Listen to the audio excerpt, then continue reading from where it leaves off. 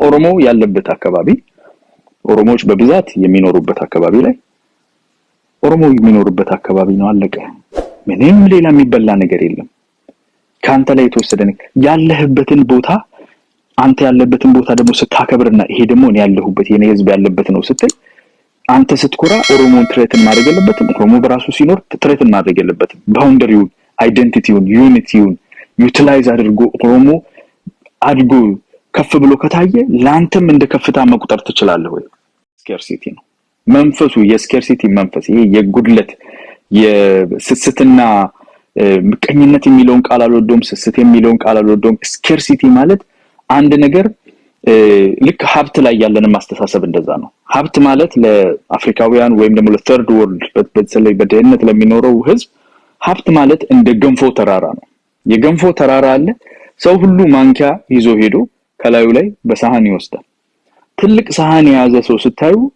ያንን የገንፎ ተራራ ነዶ እንደሚጨርስባችሁና እናንተ እንደምትራቡ ስሜት ይሰማችኋል ማለት ነው ለዛ ነው በላ ምንለው ለዛ ነው ደሞዝ በላ እቁብ በላ ምን በላ ነው ምንለው ሌላ ሁሉ ነገር በላ ኮን አይደል ተታኝ በላች ለቅሶ በላ ሰርግ በላ እንትን ቁጭ ብዬ ነው የምበላው እቺንማ ባገኝ ኖሮ አንድ አይሱዙ ብትኖረኝ ቁጭ ብዬ በላለሁ ይላል መብላት ነው ሜንታሊቲያችን የኮንሰምፕሽን ነው ሶ ስኬርስ ነው እዚህ ጋር ያለ ሪሶርሱን ይጨርሱታል በዛ በኩል የሚቦጠቡጠው ሰውዬ እንዳለ ነው ማንነትም ላይ እንደዛ ነው በዛ በኩል እየቦጠቦጠብን እንዳለ ነው የሚሰማን አንዱ አማራ ተነስቶ በአማራነቱ ኮርቶ እኔ ጎጃም እኔ ጎንደሬ ወይ አማራው ብሎ እንደዛ ከተናገረ ከኔ ኩራት ላይ እንደሚሰርቅብኝ ነው የሚሰማኝ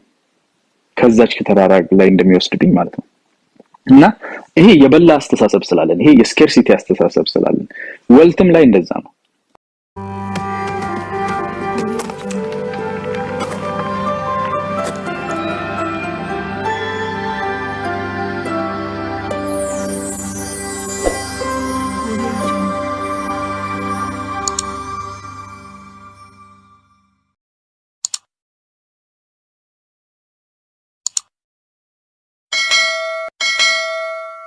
ሰብስላለን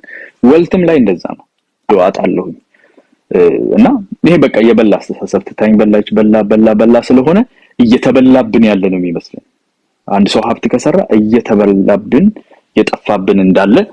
ይሰማናል ናሽናሊዝሙም ላይ እንደዛ ነው ኦሮሞ ናሽናሊስት ሆኖ በባህሉ ወጥቶ ከጨፈረ ልብሱን ከለበሰ በቋንቋው ከተናገረ እኔ ኦሮሞ ነኝ ካለ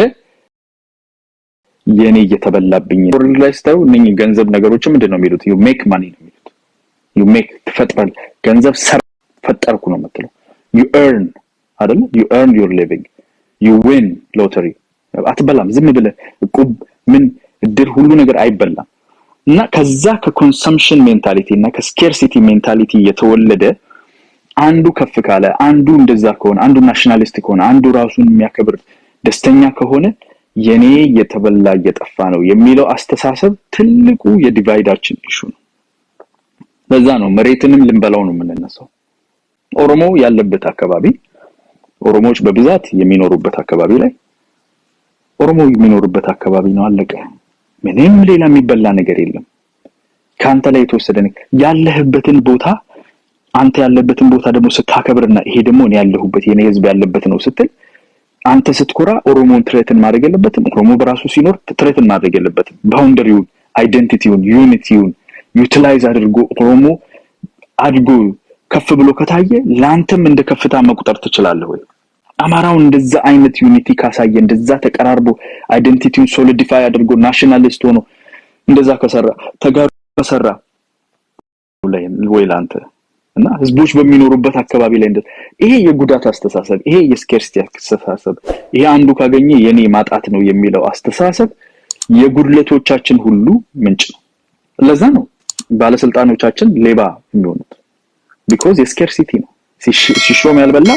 ሲሻር ይቆጨዋል ተረታቸው አይደል ሲሾም ያልበላ ሲሻር ይቆጨዋል ምን ማለት ነው አሁን ገንፎ ጋር ተጠግተሃል ማንኪያን ይዘህ ላፈላፍ ትኩስን ቶሎ አድርግ instead of service render ከማድረግ instead of create ከማድረግ legacy ከመስራት ከመፍጠር ሰርቭ ከማድረግ ምንድነው ፍላጎት ቶሎ ብላ በቃ ወንበር ላይ ወጣሃል የወረዳው አስተዳዳሪ ነህ ምንድነው የምታደርገው ወረዳውን ትበላዋለህ ማለት ነው በማንኪያ እና ይሄ ስኬርሲቲ ለምን ሲሻር ይቆጨዋል ገና ከመሾሙ ነው ሲሾም ያልበላ ስለመሻር ነው እየጨነቀው ያለው ሁሉ ቦታ ላይ እና እንደዚህ አይነት ብዙ ጊዜ አሁን ዩሮፕ አሜሪካ ላይ ብዙ የምትኖሩ ሰዎች ታውቃላችሁ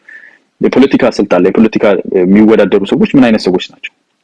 የተማሩ ሎየሮች የሆኑ ከፍተኛ የሆነ ኢንካም ያላቸው ዌል ስታብሊሽድ የሆኑ እዛ ቦታ የሚሄዱት ሰርቭ ለማድረግ ለማገልገል ለመምራት አቅጣጫ ለማስያዝ ነው የሚወጡት እንጂ ለመብላት አይደለም የሚወጡት ራተኞች አይደሉም እኛ ሀገር ትንሽ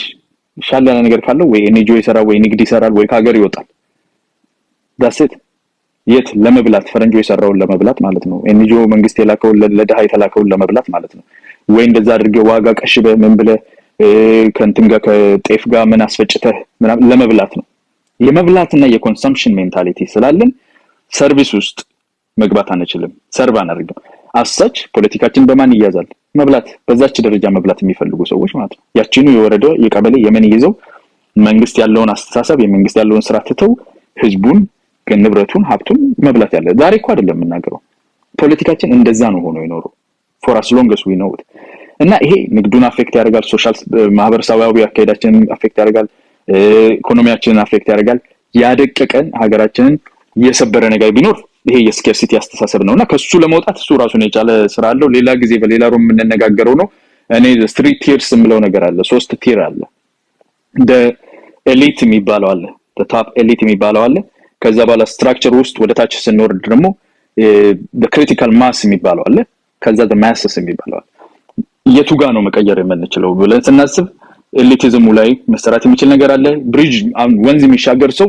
ድልድይ ሲሰራ የት ጋር ነው የሚሰራው ሰፊ የሆነ ወንዙ የሚሞላበት ቦታ ነው የሚሰራው ወይስ ጠበብ ያለ ብዙ ስትራክቸር ለቢልድ ለማድረግ የማያስቸግረው የሚለው እሱ ራሱን የቻለ ሌላ ጊዜ ለማድረግ ለመነጋገር ማስበው ነገር ነው ዛሬ እዚህ ናሽናሊዝሙ ጋር ያለውን ነገር ማድቀቅና ከዛ በኋላ መነጋገር ፈልጋለሁ ከናንተ ጋር ኢትዮጵያ ውስጥ ያለው ናሽናሊዝም ወደ ናሽናሊዝም የመጣበትን ታሪክ ብዙ ጊዜ ሰዎች ፖለቲካ ሲወራ ለምን ታሪክ ይቀላቀላል የሚለው ነገር ካነሳን because ከየት ወዴት እንደመጣን ትራጀክቶሪውን እንዴት መስፈንጠሩ በምን አቅጣጫ ነው የተጓዘው የሚለው ለመለየት ቢያንስ በተወሰነ ደረጃ ሞደርን ሂስትሪ ውስጥ ተመልሰን ማየት ይኖርብናል ኢትዮጵያ ውስጥ የነበረ አንድ ህዝብ ቀደም ያልኳቸውን አውቶኖሚ አይደንቲቲ ዩኒቲ ኖሮት የቀጠለበት ሁኔታ አናይም እንትና ሰፋጃለታ የጻፉት ነው እንትና የጻፉላችሁ ነው ፕሮፌሰር መሐመድ የጻፉላችሁ ነው ምናምን ይላሉ ብዙ ሰዎች አይደለም ነጮቹ የጻፉትን ሄደን ማየት እንችላለን ነጮቹ እንደው ለህትመት የጻፉትን ብቻ ሳይሆን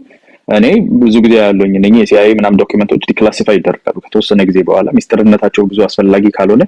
ለህዝብ ይለቀቃሉ እነሱን ዶክመንቶች ሄጄ አያለሁ 1960 50ዎቹን 70ዎቹ ላይ የተጻፉ ዶክመንቶች ምን ይላሉ በኢትዮጵያ ህዝቦች መካከለ የነበረውን ትክክለኛ መስተጋብር ለራሳቸው ለስለላ ብሎ ስለሚያደርጉት ያው ሲአይኤ ስለላ ተቋም ነው ስለሚያደርጉት ያለውን ነገር መሬት ወርደው ያጠኑትን ነገር ይጽፋሉ የጻፏቸው ነገሮች ላይ ለሌሎች ህዝቦች በተለይ በሳውዝ ለሚኖሩ ህዝቦች የባህላቸው የማንነታቸው የቋንቋቸው ነገር ምን ያህል ኮምፕሊትሊ ከጥያቄ ውጪ እንደነበረ በግልጽ ነው ጽፎ የሚያስቀምጡት ብዙ ሰዎች አሁን እናንተ ተጠቂነት ስሜት የበታችነት ስሜት የተጎጂነት ስሜት አላችሁ የደቡብ ህዝቦች ከወላይታ ከምባታዎች ሀዲያዎች ናሻዎች ወይጦች በርታዎች ጉምዞች እነኚህ ጋምቤላዎች ኦሮሞ እንዳለ በቃ ሁሌ ኮምፕሌን ተጠቂነት ስሜት አላችሁ እኔ የተጠቂነት ስሜት የለም ባይዘው የሚያውቁኝ ሰዎች እዚህ ውስጥም ያለው ካሉ ያውቃሉ ፍጹም ከልጅነቴ ከጻድነቴም ጀምሮ በታችነት የሰቂነት ምናምን ስሜት ኖሮኝም አያውቅ አስተዳደጌም እንደዛ አይደለም ግን እውነታውን መዝነን ከየት ወዴት እንደመጣን ማወቅ ለሁላችን ይጠቅመናል የነበርንበትን ነገር እኔ ጀርመን ሀገር በጣም የሚገርመኝ አሁን ህጎቻቸውን ራሱ ብታዩ ከሂትለር ከናዚ ጀርመኒ ጋር የነበራቸውን ክፉ ታሪክ እንዴት አድርገው ነው የተወጡት ብለን ስናይ አሁን ባለው ትርክታቸው ውስጥ ከመቀበል አልፈው በህግ ደረጃ እነኛን ነገሮች አግልለው ይሄ ትክክለኛ አስተሳሰብ እንዳልሆነ ተቀብለው ጁሾችና ጀርመኖች አብረው በፍቅር የሚኖሩበት አብረው የሚሰሩበት አብረው ሲቪላይዝድ የሆነ ሶሳይቲ ያላቸው ሁኔታ ላይ ነው አሁን ያሉት